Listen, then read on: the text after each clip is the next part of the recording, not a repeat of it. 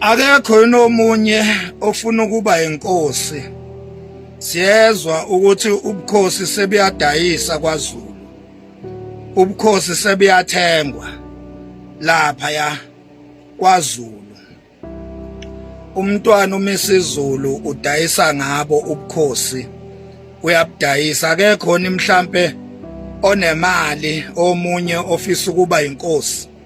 Anikele khona kuthiwa bucoshwa phansi bungamanana phansi ubukhosi buyadayisa lapha eNdlunkulu kwaMisizulu buyadayisa ubukhosi.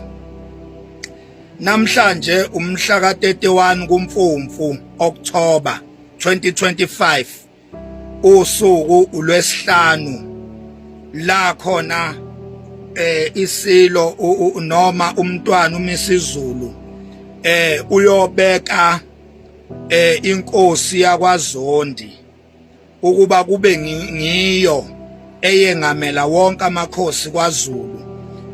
Uzophinde futhi ayibeke ibe usihlalo weNgonyama Trust na umhlaba lona wakwaZulu lo obangwayo. Uyobekwa ke uZondi laphana ukuthi kube nguye owengamela lo mhlaba loyo. Kanye nama finances akhona engamelwe nguye. Phezu kwalokho nangu ubhuti wakwaNtombela unikezwa umhlaba kwamakhosi lapha kwaNobamba. Usayikhumbula indaba engike ngayikhuluma, indaba yamakhosi wonke asosuthu angcwatshwa ayengcwatshwa noma angcwatshwa kwaNobamba lapho ndini. Ulokhuze kuNtombela unikezwe lo mhlaba loyo namhlanje nje njoba ngikhuluma nje usendleleni uya lapha ya kumntwana uMisizulu uhambisa 30 eyinkomo uyothela amanzi. uZondi uhambisa 100 lezinkomo njoba sikhuluma nje zisendleleni uzihambisa lapha yana kumntwana uMisizulu. uZondi unikezwe umhlaba wonke kaZulu lobizwa ngeNgonyama Trust. Uyena ozowengamela abo chairperson. Siyazi ukuthi bekunguye umntwana uMisizulu obizwa ngesilo bekunguye ohlezi kuloso sihlalo sokuba usihlalo weNgonyama Trust njengesilo. Namhlanje na ke useyazidlulisa ke leso sihlalo usidayisela uZondi. Uyena uZondi lo okhonjiwe ekhonjwa nguye umntwana uMisizulu ukuthi uZondi usezokwengamela wonke amakhosi asezoba ngaphansi kaZondi. Uyena ozowengamela abosihlalo wawo. Udayiselwa ubani? Udayiselwa ilobizwa ngesilo umntwana uMisizulu. Ayiqali ke lapho indaba phakathi kukaZondi nomntwana uMisizulu. Uyalikhumbula uhambo lamntwana uMisizulu la kuvele khona amavidiyo nezithombe eseDubai esayina namakula lapha yana. Uyalikhumbula lelo hambo lolo? Ubeli organizelwe nguye uZondi lolo hambo lolo. Njengoba uZondi nje usomabhizinisi omkhulu uyena obeorganize lo hambo lolo wayesefakwa ngekhanda umntwana uMisizulu njengoba ebesayina laphana ebesayina ngokwezindlela zikaZondi lo namhlanje oyonikezwa isihlalo sobukhosi bukaZulu wonkana.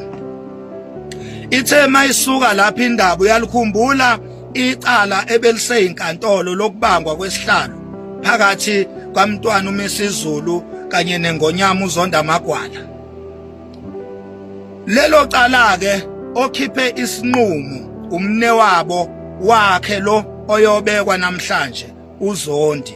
UJudge Zondi uyena okhiphe isinqumo esivuna umntwana uMisizulu.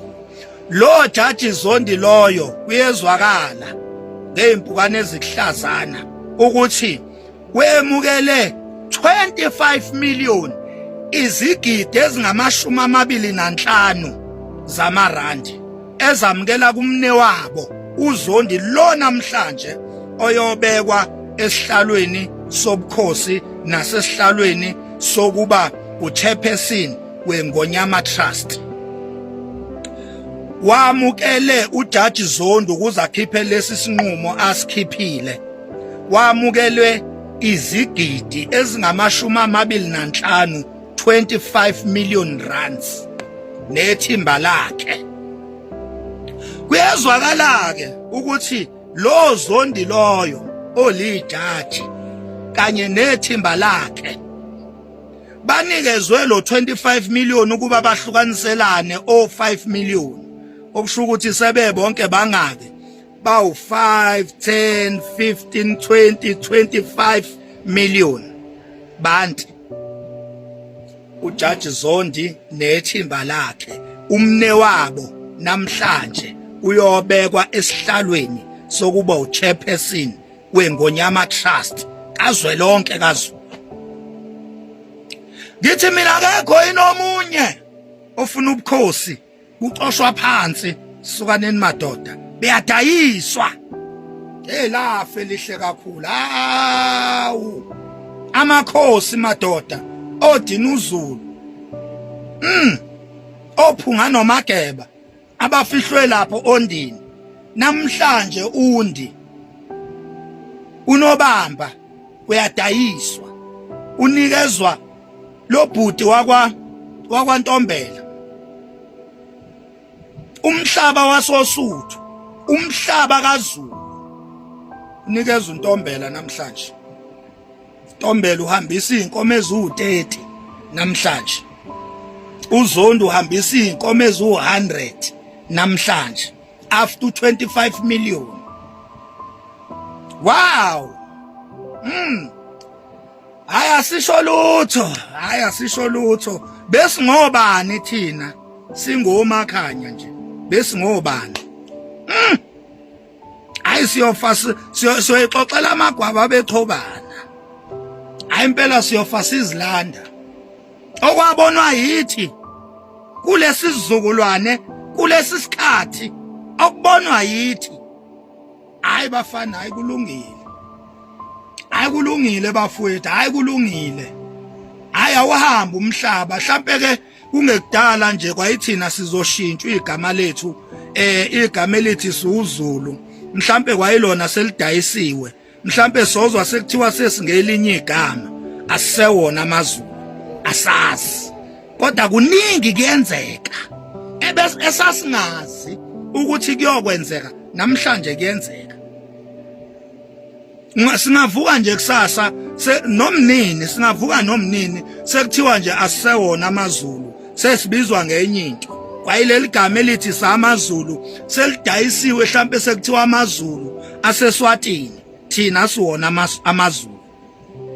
Kulindeleni nje ukuthi ningavuka noma ingaluphi usuku sekuthiwa kahle amaZulu angempela yilawa aseSwatini thina sesibizwa ngelinye igama mhlambe sesingamaswati asazi ngoba esasingazi ukuthi kuyokwenzeka nakho kuyenzeka namhlanje.